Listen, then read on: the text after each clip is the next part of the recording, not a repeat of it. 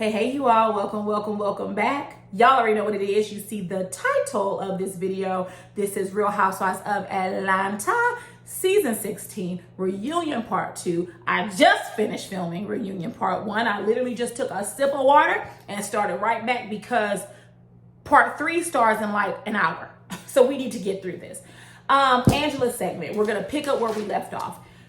Did Phaedra send the random man to Kelly's event, I think his name is Marcus, to attack Angie's marriage? It is not outside of Phaedra's character.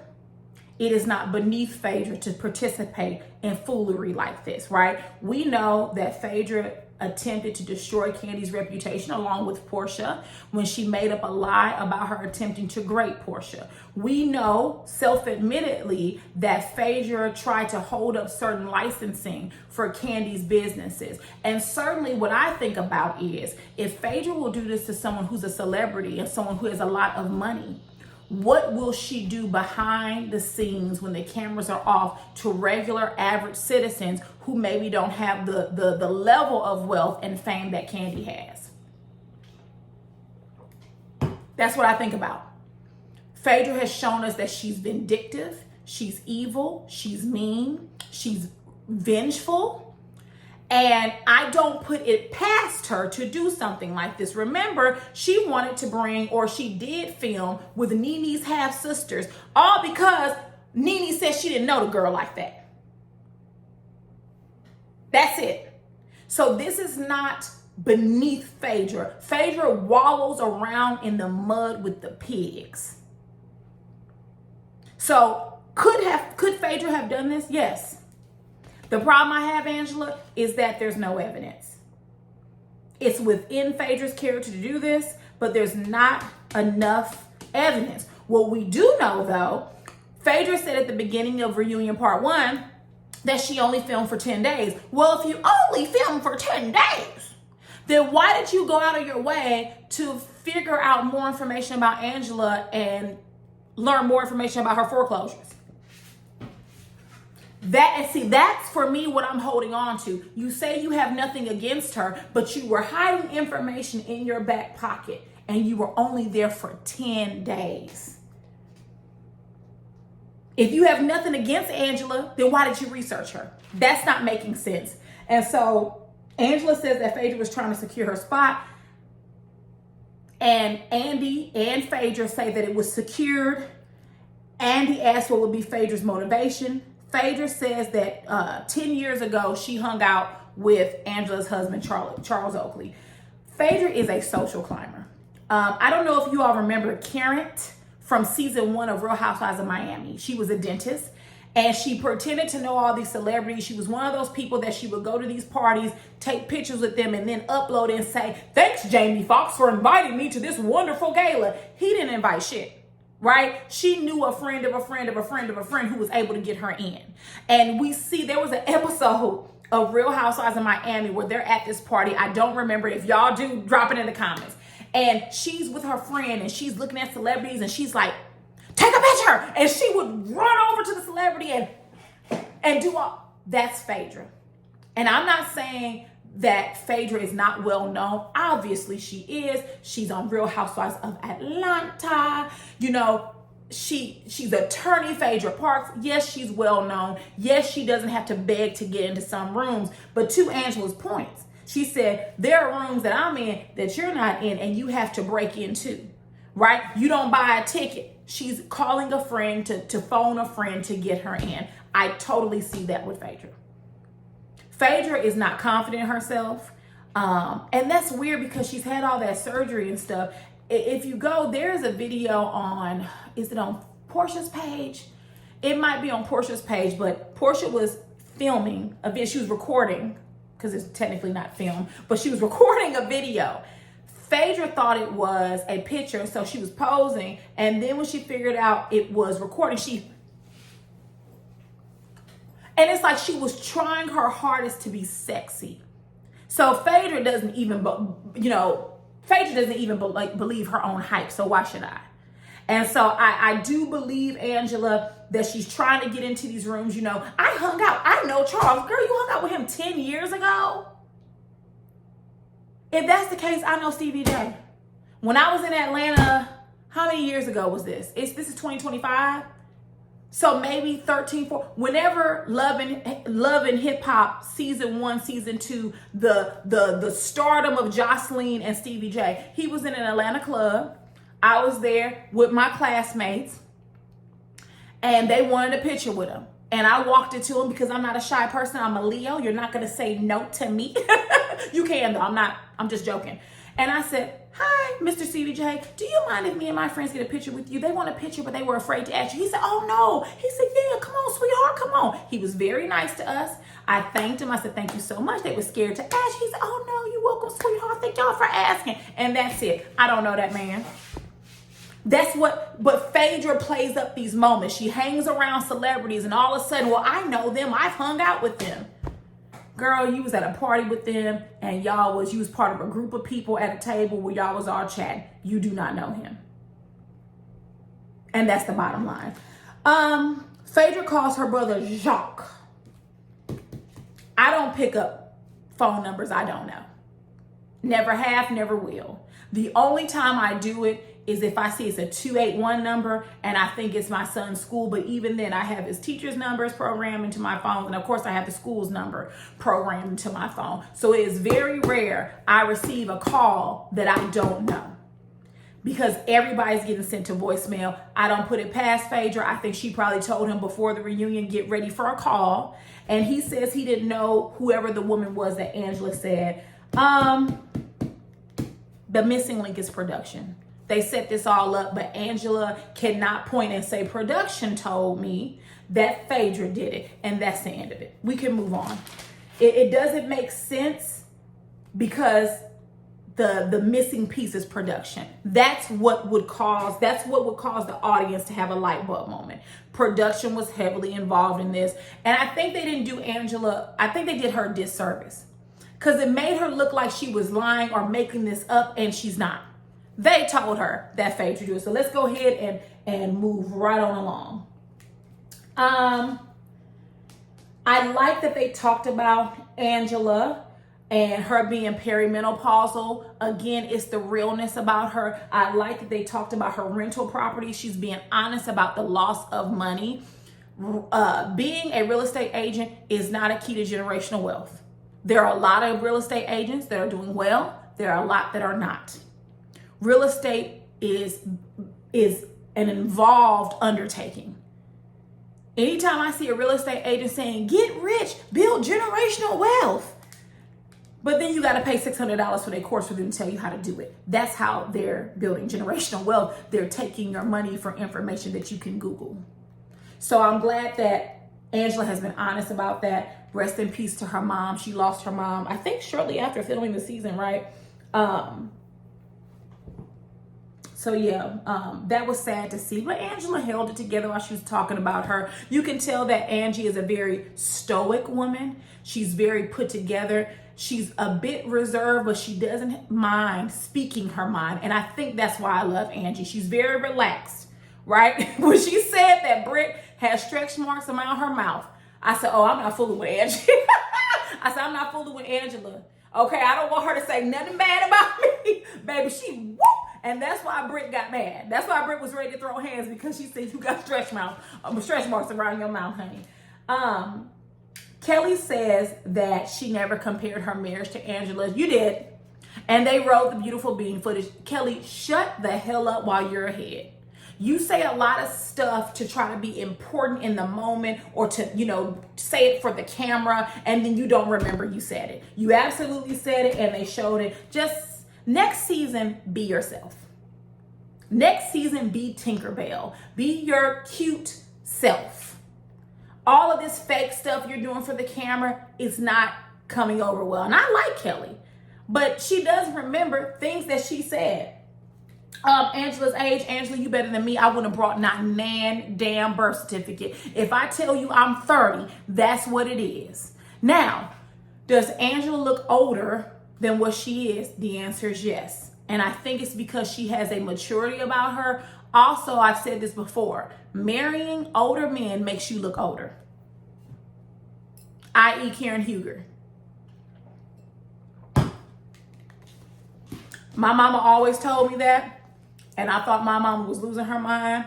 As I got older and I saw women dealing with older men, excuse me, y'all, this is rude to put my lip gloss on, honey, ain't it? It's true.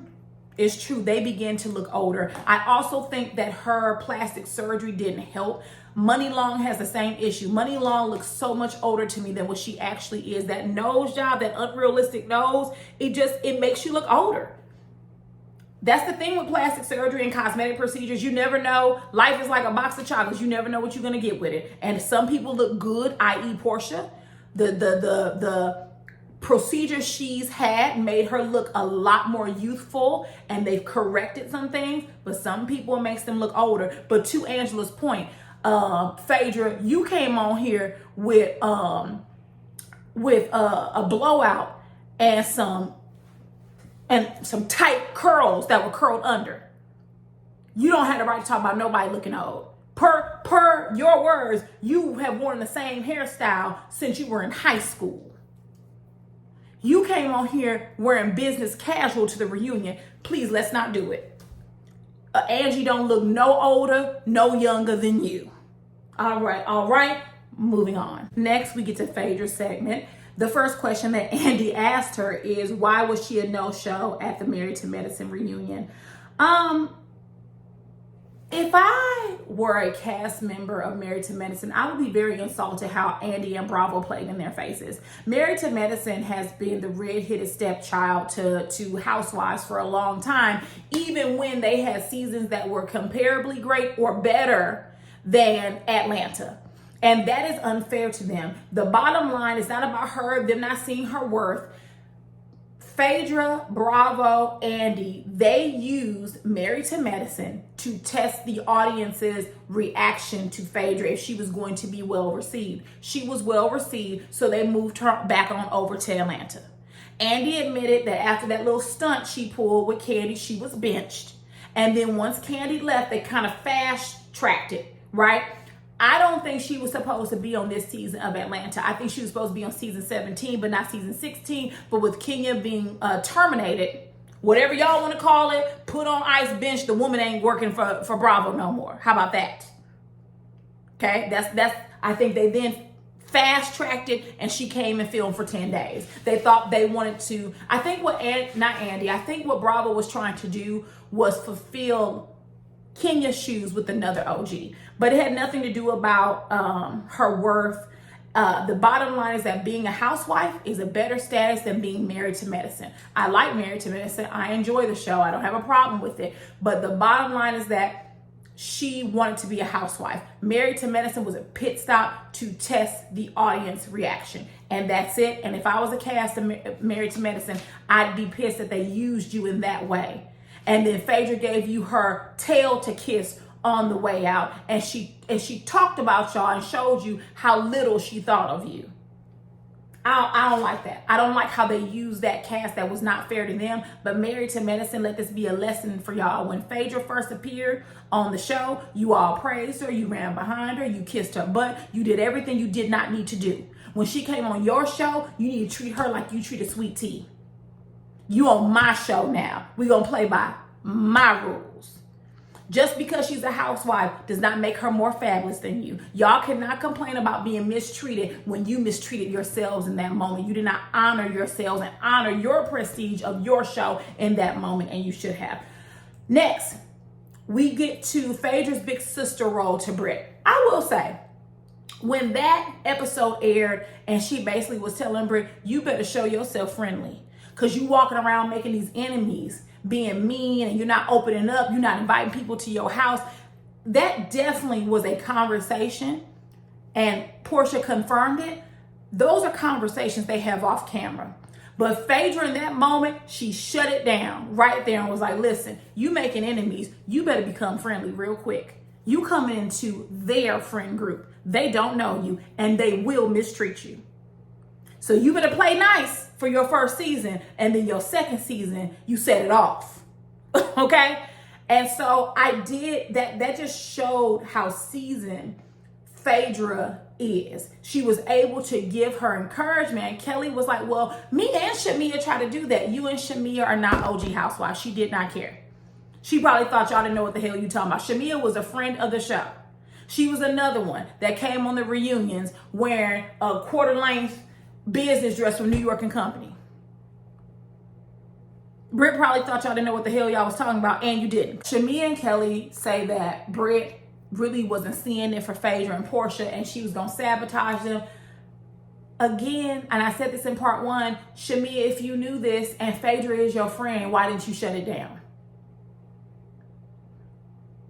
It doesn't make sense that you all were part of this alliance. You have Britt talking about Porsha very badly, and you just sat there and didn't say anything. Oh, get to know Porsha for yourself. Yeah, that's not an appropriate response for when someone is denigrating my best friend. It's just not an appropriate response. Phaedra says that people make sweeping judgments based on one bad interaction. Angela clocked in and was like, oh, you talking about me? And Phaedra was like, you know, when I reached out to you about your mom, that was a real interaction. And Angela was like, I hope it was. And that was the proper response. I hope it was. Because we know how you are, Phaedra. You make up lies about people and try to destroy people's reputation and business. I hope it was real. But thanks and no thanks. Why can Porsha be friends with Phaedra and not Shamea? She says time. I say it's an alliance. I also think that Shamea and Porsha have something that is very deep rooted in their friendship that they're not discussing. Even on part 3 of the reunion tonight, we won't even see that. We probably won't even see the true reason why they're not friends. Shamea never resolved her issue with Porsha and Phaedra because Shamea is a people pleaser. And as Cynthia pointed out, it's okay to not be over something. When something hurts your feelings, you have whatever, like Shamea has the right for her feelings to be hurt. You didn't show up to that girl's wedding and you lied and said it was a medical issue and then said it's because we were beefing. Like, we're supposed to be best friends and you missed my wedding. And Porsha, you a low down trifling bleep, bleep, bleep, bleep.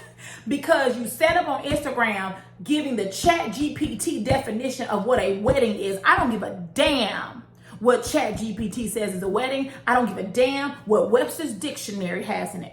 If I'm telling you, you didn't come to my wedding, but what you went to was a dowry ceremony in my backyard, then that's what the hell it is. And you know that. You went to the dowry ceremony, but you couldn't be bothered to fly to the motherland to be a part of your best friend, childhood friend's wedding. Is disgusting. I'm not saying Porsha don't have a medical issue. What I am saying is, did she have the medical issue when she was flying it back and forth with Simon? Did she have the medical issue when her, Yandy, Quad, and I like Quad, so I hate that she gonna catch this stray, and all those other women on Love and Hip Hop, Married to Medicine, and Housewives, when y'all are flying back and forth, popping that for the Wild Magnolia? I pick up what's being put down. You telling me y'all going over to the motherland because y'all want to know more about your ancestry and heritage? Yeah, that sounds good. That's not what it's about. Y'all over there trying to catch a rich ninja, including Yandy, including Quad. Every 5 seconds, y'all was zipping back and forth to the motherland. It wasn't you was doing that for a good time. You wasn't over there playing patty cake. You was getting your cakes patted.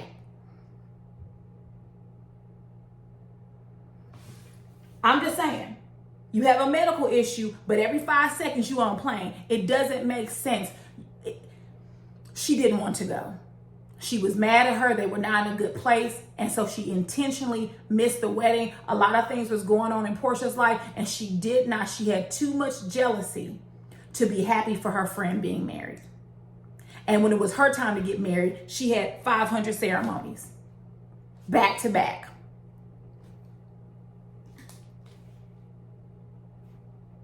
You can't tell me that wasn't intentional to outdo the wedding that Shamea had.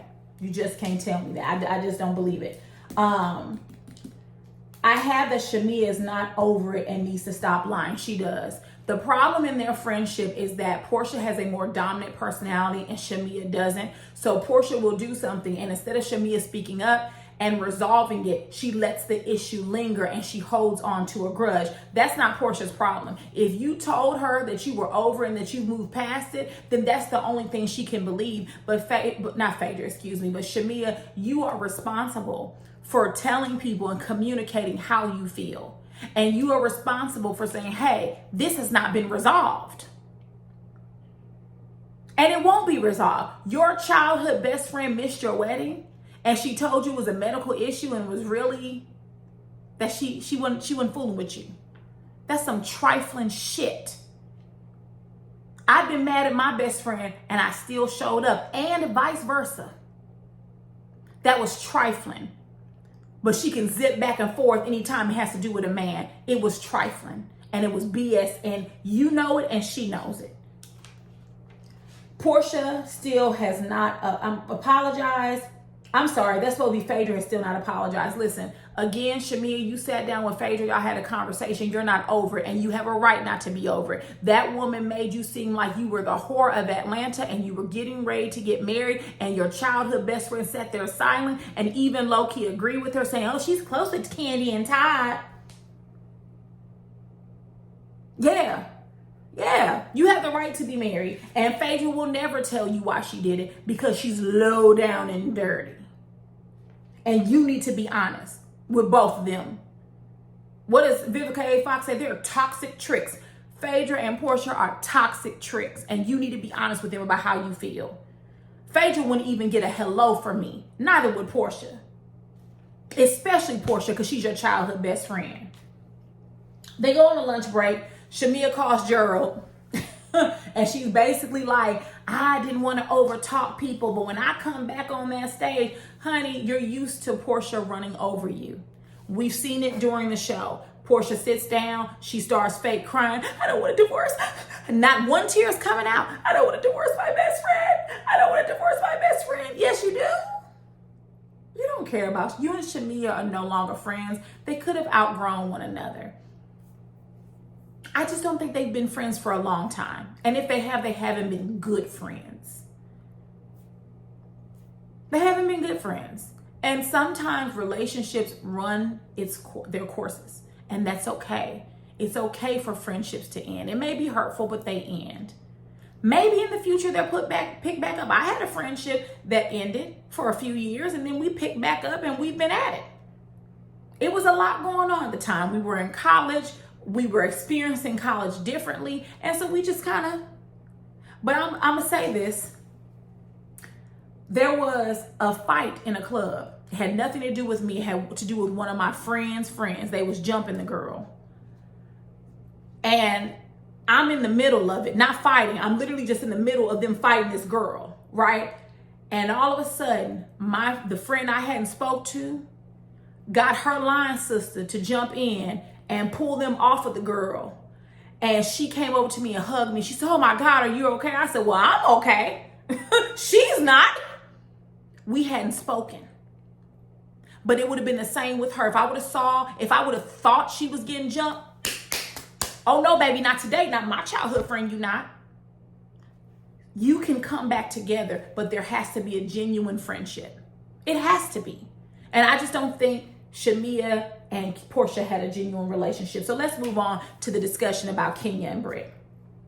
Andy reads statements from both Kenya and Britt. In Britt's statement, she reveals that the pictures were not even her. So now I have a lot of questions for Porsha. I have questions for Porsha because Porsha said that the pictures that were shown of Britt were underage photos. And she's basically accusing Kenya of producing child, you all know the word. If the pictures weren't her, Porsha, and if you saw the information that Kenya was going to release, because per your words, I want to make sure I get it right, y'all, because I've been waiting to get to this statement.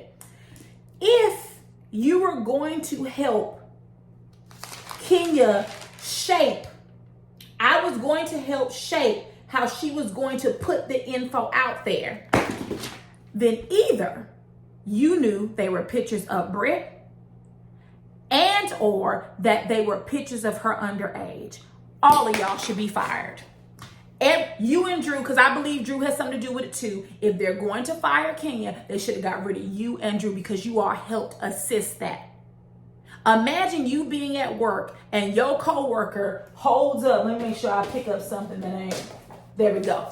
It's got a water stain on the back, but y'all good. Imagine they hold up photos, vile, vulgar photos of your coworker. They fire her, and then they do an investigation and find out that you two were a part of it. You all would go too. I have a lot of questions about that. You spoke on your YouTube, and Kenya, you a fool if you friend with Porsha. And no, someone has one time to accuse me of something as disgusting as that, and I'm still kikiing and giggling with them. Get the hell out of here. It doesn't even make sense. The cast was shocked about Britt saying the photos were underage. Just like I said, Porsha on her YT said that they were underage photos. Somebody lying. Either Porsha and or Britt lying. Because you said out your mouth, Porsha, that you knew she had the info and you were going to help her shape it. So you were a part of it.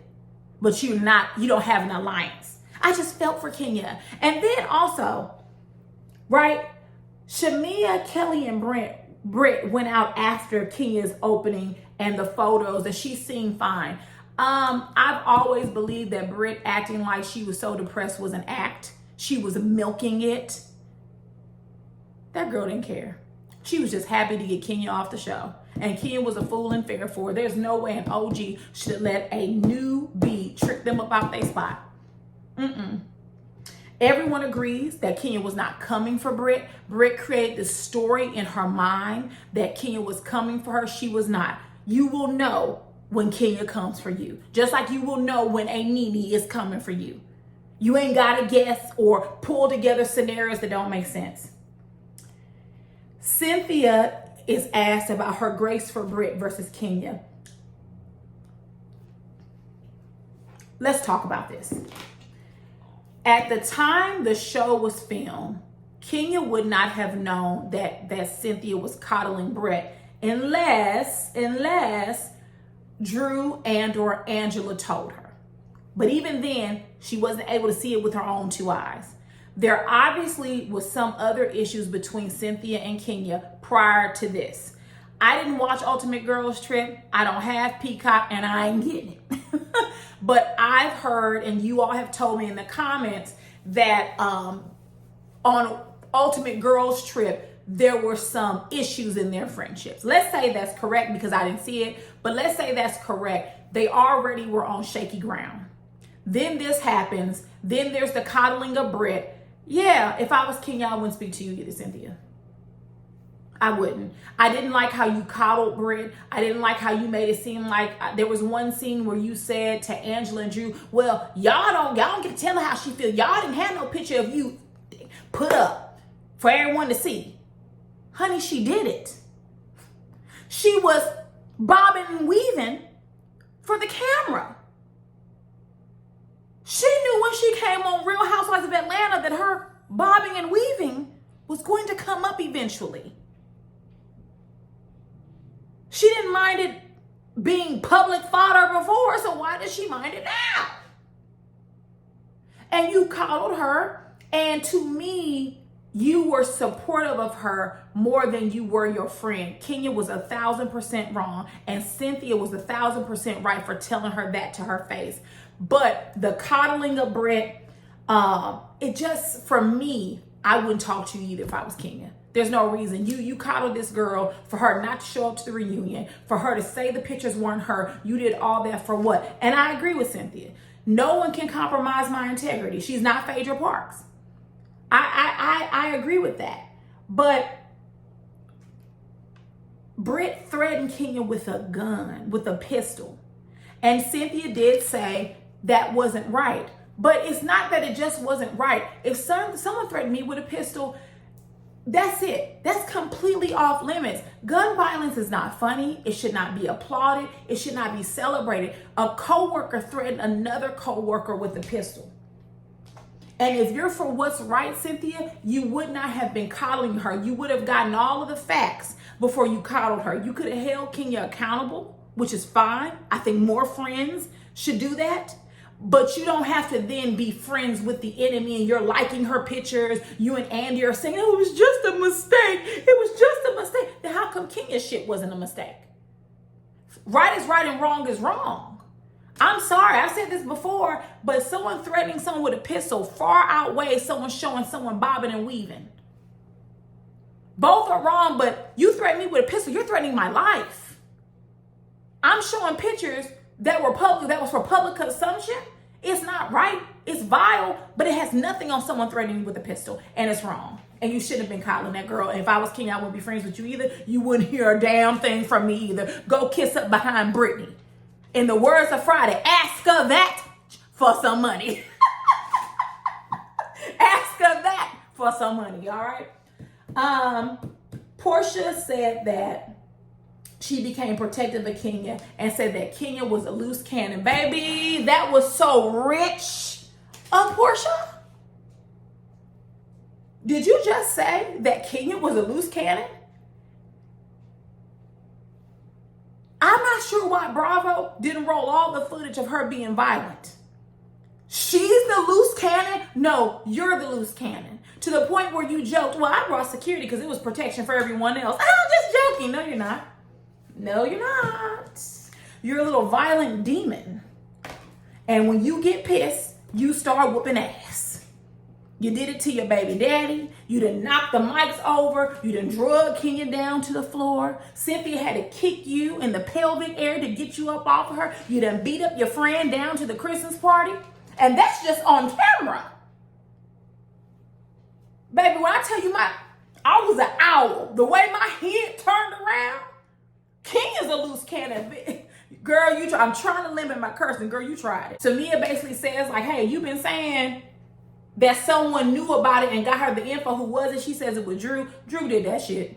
Drew did it. Drew and Porsha did it. Porsha didn't bring the information to it, but she was going to help shape it. Drew brought the information, and they don't want to say nothing because they don't want to get fired.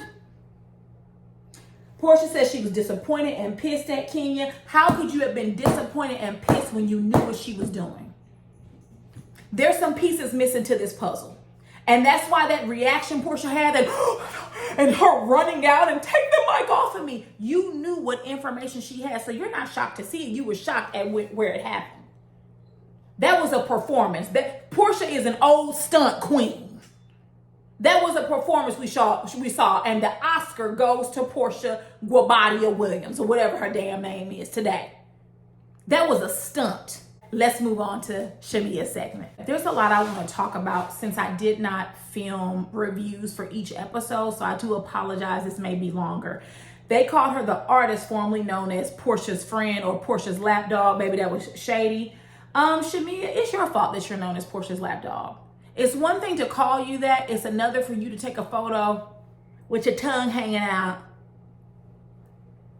saying you a lapdog. You did that. That's your fault. Again, you're showing far too much loyalty to a person who didn't even show up to your wedding, whose mama don't even like you. We'll get to that too. We talk about Britt's comment about her faking her daughter's illness. Now, let's be reasonable. I don't like Britt, but let's be honest here. Britt was dissing Shamea as a parent. She was not attempting to say that Shiloh really isn't sick. What she was saying is that she was sitting over there crying, talking about your daughter and how sick she was, but you didn't get your ass on a plane to go back, because that's what I would have done, right? But then also, you and Gerald have money. Why do you only have one nanny? Where was Gerald? Where was your mama? What is so many questions that people have, but then you were so worried that after y'all come back from the trip, you get your ass on another plane and go down to Miami. That's what Britt was saying. If you was truly worried about your daughter, you would have taken your behind back home and you would not have diverted to Miami. And far be it for me to agree with Britt, but I do. I do. If my child is sick, let me tell you something. Baby Jeans got sick, I missed the whole conference. Period. I'm not going anywhere and my child is sick. And I don't give a damn who likes it. You're not gonna say nothing to me about it, so I'm not worried about it. But I would have went back home to check on my daughter knowing that she has medically complex needs. Shiloh is a beautiful baby. And I know that has to wear on Shamea. Like she said, y'all couldn't work a mile in my shoes. I'm sure I could not. Listen, my son has to have surgery. My son has to have surgery soon. And I've been pushing it back as much as possible, trying to wait to see if something would change.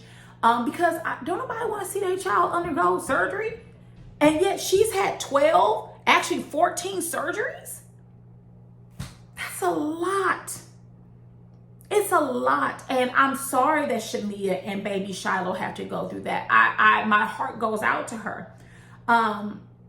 But Britt wasn't talking about your daughter. She was talking about you as a parent. And what parents do is we wear our children on our sleeves. And were you talking about my child? No, she talking about your trifling self. She wasn't talking about your baby. She wasn't talking about that beautiful baby. Now let's talk about the surrogate. I'm going to try to be gentle with this because I don't mean any harm. Throughout the season, Shamea to me discussed her daughter in a way as if she was the mess up baby. And I want to be very gentle. I don't mean any harm. I really don't. I can imagine my older sister's disabled. She was not born like that. She has an autoimmune illness that rendered her that way. So I want to be gentle because my mom was very sensitive around that time when she first was diagnosed. So I get it. But the way Shamea kind of talked about Shiloh throughout the season, especially the earlier part, it was almost as if she regretted having her. It made me tense up because it was almost like, I had Shiloh, but I need to have a third baby to kind of mess up for the second baby who's has problems. That's the way I took it. And I'm saying this respectfully because I'm sure that's not how Shamea meant it. I'm sure there are frustrations that I don't even want to understand when it comes to a baby having such medical challenges. Your surrogate had breast cancer, right? Your surrogate had to deliver early so that she could get treatment. And I think that is I don't know how to articulate this, but it's a sore spot for Shamea. And the way she describes Shiloh in the earlier seasons and, I need to have I just want another baby that's healthy. And I get it. No one wants to see their child struggle. Lord God, you don't. I don't care what no one says. It's not being ableist or any of that. You already have something to overcome being Black in our country.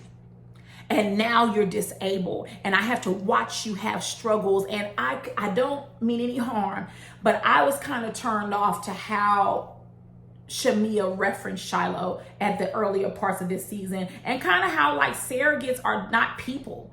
Like your surrogate had breast cancer. She has her own family. And it's almost like, next person, next surrogate, next. It's like these are women that are they are risking their lives to give birth to your child so that your husband can have a son. And, Shamea says, I want to please my husband. He's pleased me. So the only way to please him is giving birth to a baby boy. He's not satisfied with his other two beautiful children. No, Shamea. And then she said, I'll do my best to deliver, but if not, it's not like he's going to leave me. And I literally tweeted on Twitter, famous last words. That man gonna leave you, Shamea. That's why you are so desperate to find a surrogate who will be able to birth you a male child. It's really sad to watch. Well, if he doesn't, then he's not going to leave me. Then why are you so desperate to make this happen? Why don't you guys adopt? Oh, it has to be his child. Got it. And you're just going through surrogates like they're water. They are human beings. They are women who are sacrificing themselves so that you and your raggedy ass husband, oh Lord. So that you and Gerald can have a boy. I feel some type of way about it. I feel some type of way, but your husband is putting pressure on you. I don't care what you say because you are going above and beyond, and it's like you're in a panic and in a state of anxiety to get him this child that's a boy. He's not going to leave me. Famous last words. And if he doesn't leave you, he'll get somebody else pregnant. And that's what you don't want. Okay. Moving on to Shamea and Drew. I haven't listened to either of their albums. Neither of them will be Beyonce. Moving on. Next, let's talk about this Judith Leiber bag. So here's the thing. Shamea said to Drew, you said you were carrying a Judith Leiber bag. Drew's response, and I listened well, she said, what? I never said that. If the bag isn't fake, my response would have been, I never said that, but it's a real bag. And then Shamea was like, yes, you did say it. And I think Drew remembered. And she was like, oh, no, it's a real bag. But you just said you never said it was a real bag. That's not how you would respond to a bag that was real. It's not. But I'm with Porsha. The bag's still cute. Hell, I carried it. Shamea, if you don't want it, you can send it down here to Canary. I'd rock it. I'd rock it. It was a cute bag. I liked it. It was very ornate. It's a martini glass. It's very cute. I don't have a problem with it. I do think it was funny that Porsha was like, I'll take the bag. And Shamea said, let's see how this is going to end. I thought that was a very cute and funny moment between the two of them. So yeah, let's see how this reunion part 3 shakes up before I say I'm gonna give you this bag, Porsha, okay? Because we might walk away fist fighting. You can't have this bag if we do this. But I don't care if it's a fake bag. I think Drew kind of acknowledged it with that. She then posted on Instagram that Judith Leiber said it was real. How the hell would Judith Leiber know? Listen, it's a cute bag. I don't care if it's the real or the counterfeit version. It's cute. Go get it from whoever if you have the money. Hell, I'm like, Porsha, I'll carry it. I'll take it. It was cute enough to me. Now, moving on. Andy asked Porsha, does she think that Britt was malicious in sharing that Shamea has shown her text messages? Porsha said, yes, I think she was being malicious. She was mad at Shamea, so that was a way to get her back. But 2, I don't think she was lying because there was some information shared that I specifically shared with Shamea. Did Shamea do it? Hell yeah, she did it. And the problem is Shamea's not being honest about this. She absolutely did. Everybody ain't lying on Shamea. Drew is not lying. Angela's not lying. Britt does lie, but she ain't lying about that. And Kelly is going to lie for you because Kelly's trying to show you how loyal she is. Kelly's lying. You damn well did show him some messages. And you did discuss how you were unhappy with your friendship. That's okay. That's normal for people to vent. But you should have been honest with Porsha. But then again, we saw how that played out. Her huffing and puffing and getting up from the table and fake crying. It's hard to have a conversation with someone that is a forever victim. Because no matter what they do, they're not going to hold themselves accountable. Shamea says that Porsha did not celebrate her getting a peach. Okay, let's just go ahead and talk about it right now. And this is going to carry on to part 3. So with Porsha and Shamea's friendship, the current status per Porsha is that there is none. There's no communication. They are not friends. They do not talk. Porsha doesn't like the smear campaign and the lies. Porsha, you've been a part of smear campaign with Candy and you lied on her. So what goes around, goes around, goes around, goes around, come back around. And you know, for me to sing Justin Timberlake is deep because I don't like Justin Timberlake. He a double agent. And that's why he aging like spoiled milk after what he did to Janet Jackson, honey. But no, you did it to Candy. So what's good for the goose is good for the gander. I don't think it's a smear campaign. I think that Shamea has finally been given the spotlight, and so she's airing out her grievances. Is she wrong for not airing it out with you first? Or not first, completely? Sure. Is she wrong for telling you that you all can move forward and she's not moved forward and she's holding a grudge? Sure. But she's entitled to how she feels, just like you're entitled to how you feel. There's a discussion about Porsha celebrating Shamea and then going to the wedding. Porsha says that she has a medical condition and that she could not go, but she told Shamea this season it was because they were not in a good place. They were beefing. Porsha's lying. We already discussed it. Porsha did not go because she was mad at Shamea and she wanted to stick it to her. You have no problem hopping on and off planes but you have a problem hopping on it. Oh, I've turned around whole planes. You've never turned around whole planes when you was going over to the motherland to do 304 stuff. Okay. Porsha Porsha talks over Shamea in this segment and says, I'm going to be heard today. The problem is that you've been heard for too long. You've been over talking Shamea for too long. And Shamea, you need to grow some ovarian fortitude and talk over her and get your finger in her face and tell her what you're not going to tolerate.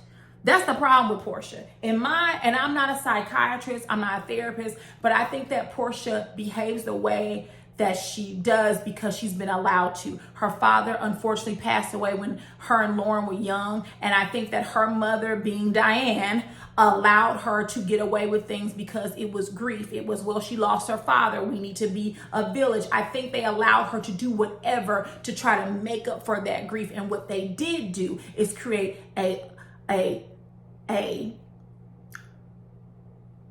created a brat who fails to be accountable for whatever wrong she does.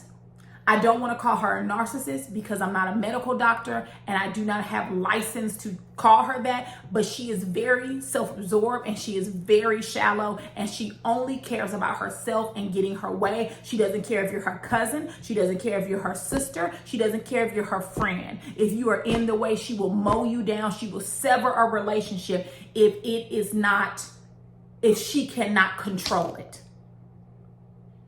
And I think that, Porsha has a lot of hurt from losing her father early. She has a lot of hurt from the father not being in the household with her, and the father being in the household with Lauren, and him being able to put her to bed every night. But then when Porsha came over, she had to leave to go back home, and her dad wasn't with her. There's a lot of hurt that is still there, and that is understandable. Even though I don't like Porsha, I'm human enough to understand that she still has a lot of those difficult feelings that are in her.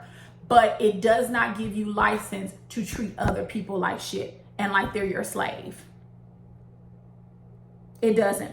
You Googling the wedding definition, you did not go to that girl's wedding. The birthday post you made, if she was on a smear campaign, why make the post? And then we want to talk about her celebrating her. I think everyone's playing obtuse here. Porsha sent her flowers, according to Shamea, months after she had received her peach. So did she acknowledge it? Yes. Did she send her a beautiful bouquet of roses? Yes. But when she said celebrate, Porsha did not take her out. They did not go party. They did not drink. They did not dance. They did not do all the things that everyone does for Porsha whenever she does something. I can imagine that when Porsha was offered her peach, they went out, they partied, they kicked it, they did all these things, they threw a party, they did all of it. That's what Shamea is saying. She acknowledged it. She sent her a gift, which was very nice, but there was no celebrating. In terms of Porsha saying that, I always wanted her as a housewife, I'm gonna tell y'all something and I'll be done.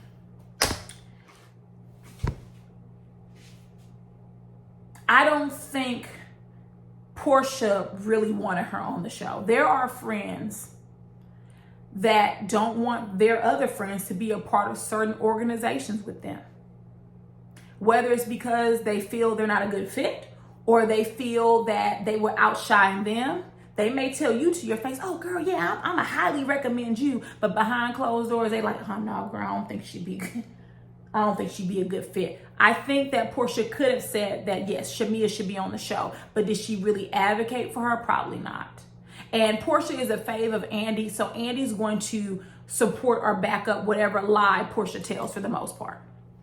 I don't think they should move forward with the friendship.